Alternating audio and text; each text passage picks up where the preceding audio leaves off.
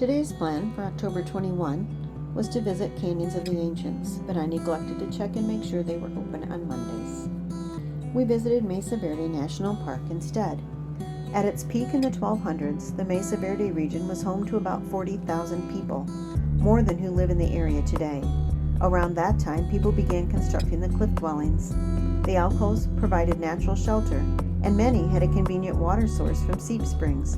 People lived in the alcoves for several generations before moving from the area. Our first stop was at Park Point Fire Lookout Tower. A short trail led to the highest point in Mesa Verde at 8,572 feet. On a clear day, 4 states, Colorado, Arizona, New Mexico, and Utah, can be seen.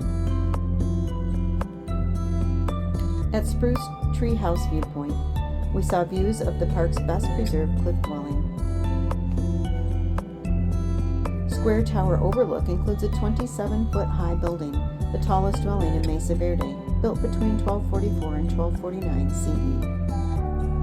The Oak Tree House is one of the larger cliff dwellings in busy neighborhood. Fire Temple, New Firehouse, and many other cliff dwellings are nearby. The Sun Temple was built sometime in the 1200s and was part of a community. Look at that gutter system. Cliff Palace View is of the largest cliff dwelling in North America. We hiked to it in 1997, including climbing a vertical ladder to exit. We settled today for the view.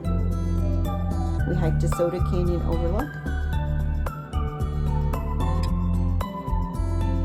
Across the canyon is Balcony House, a 38-room cliff dwelling, and we had many beautiful canyon views.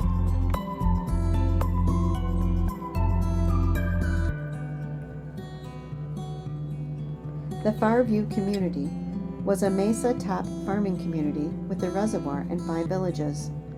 One of the most densely populated regions of Mesa Verde. In the mid-1100s, there may have been at least 35 occupied villages and surrounding farm and garden plots within the 1/2 square mile area. After this fascinating tour, we headed back to our camper.